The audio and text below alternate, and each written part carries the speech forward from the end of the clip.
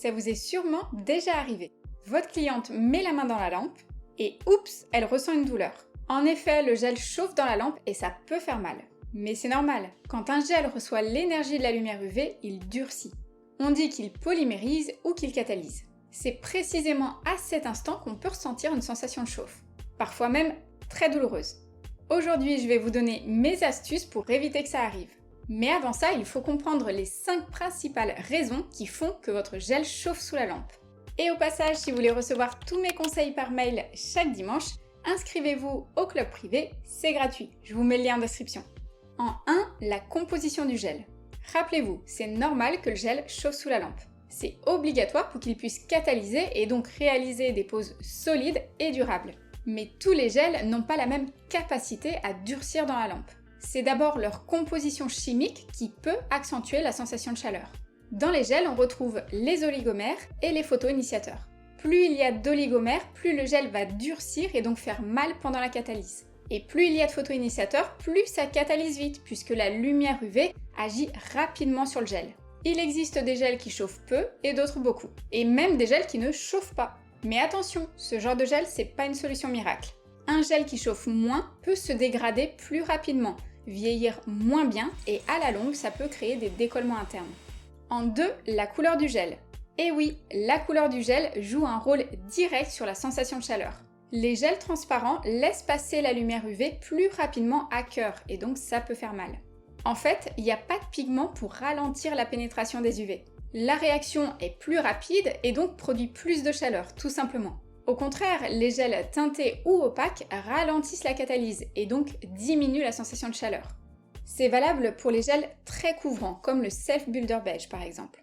Mais attention, certains gels laiteux sont quasiment translucides et donc chaufferont plus, comme le Self Builder Light Pink. Ces deux gels chauffent donc différemment, en partie à cause de leur teinte. En 3, la quantité de gel. La quantité de gel appliquée joue un rôle majeur dans la sensation de chaleur, et c'est une des erreurs les plus courantes. Je reçois beaucoup de messages du style « Mimi, je crois que mes gels chauffent trop, mes clientes se plaignent de la douleur ». Eh ben, c'est pas toujours la faute du gel. C'est souvent parce qu'il est appliqué en trop grande quantité. Plus il y a de gel d'un coup, plus la réaction sera intense. Et ça peut être très douloureux dans la lampe. La cliente va sentir une sensation étau autour de l'ongle, comme si ça serrait très fort. En plus de ça, une couche trop épaisse, ça compromet la catalyse. Et ça peut même provoquer une brûlure thermique. Souvenez-vous, plus la quantité de gel est grande, plus la réaction thermique se concentre en un point, ce qui peut vraiment être douloureux pour la cliente. En 4, la puissance de la lampe. La puissance de la lampe influence directement la rapidité de catalyse et donc la sensation de chauffe. On pourrait penser que plus une lampe est puissante, mieux c'est, mais c'est faux. Les lampes trop puissantes comme celle de 120 watts accélèrent beaucoup trop le processus de catalyse. La montée de chaleur dans la lampe est très brutale et la cliente aura mal. C'est pourquoi je vous conseille de choisir une lampe de 60 watts et pas plus. En 5, l'état de la plaque ongulaire.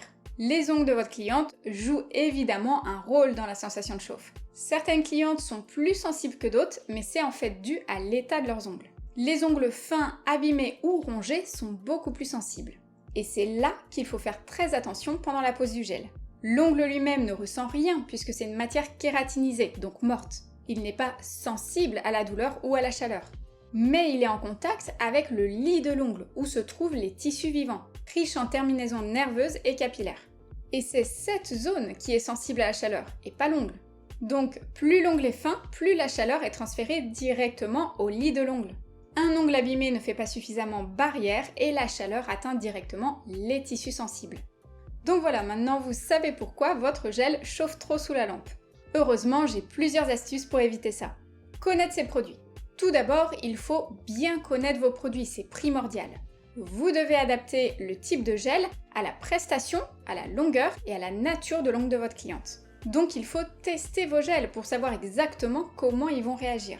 Et évidemment, ils doivent toujours être aux normes européennes et de bonne qualité. Gérez la catalyse. De toute façon, vous serez toujours amené à travailler avec des gels qui chauffent. Et c'est à vous de savoir gérer cette chauffe pour le confort de votre cliente. Pour éviter la douleur lors de la catalyse, demandez-lui de retirer la main de la lampe au bout de 5 secondes, puis d'attendre 3-4 secondes avant de poursuivre. En général, il faut le faire 2 fois, mais ça dépendra de vos gels. Ça permet de réaliser une catalyse progressive. L'effet de chauffe sera réduit tout en garantissant une bonne catalyse. C'est une technique indispensable à maîtriser que j'utilise sur toutes mes clientes. Attention, si vous travaillez avec des gels auto-égalisants, il faut également retourner la main pour éviter les coulures. Et si jamais vous avez complètement oublié de ressortir la main de la lampe et que votre cliente a mal, dites-lui de presser son doigt quelques secondes sur la lampe pour soulager la douleur avant de reprendre la catalyse. Travaillez en couche fine.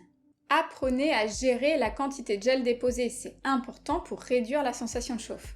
Essayez de toujours travailler avec des couches fines et régulières en procédant par étapes. Pour des ongles longs, catalysez d'abord le rallongement, puis la construction. Sur des ongles courts ou en remplissage, une seule couche peut suffire, car le volume est censé être moins important. Mais vous pouvez quand même travailler en 2 couches, donc en 2 catalyses. C'est une sécurité bonus si vous n'êtes pas sûr de votre coup. Utilisez l'acrygel. Le gros avantage de l'acrygel, c'est qu'il chauffe moins, car il est composé d'oligomères, mais aussi de polymères, une matière inerte. C'est ce qui fait que sa viscosité est plus dense. Votre cliente se plaindra beaucoup moins de la chauffe. L'acrygel est très utile sur les ongles fins ou abîmés. En revanche, vous aurez un petit peu l'image, donc vous perdez l'avantage des gels auto-égalisants. C'est à vous de voir en fonction des situations. Si vous respectez toutes ces astuces et que vous avez encore des problèmes de chauffe, ça peut être dû à vos lampes. Donc prenez des lampes CCFL de 60 watts et vous retrouverez en description celles que moi j'utilise. N'oubliez pas qu'il existe le mode Low Heat, qui peut vous aider à catalyser en diminuant la sensation de chauffe. En l'activant, vous allez réduire l'intensité de la lumière pendant les premières secondes de catalyse. La polymérisation sera progressive et du coup, ça limite la sensation de chaleur. Pour les matières denses comme l'acrygel ou les gels épais, c'est super utile.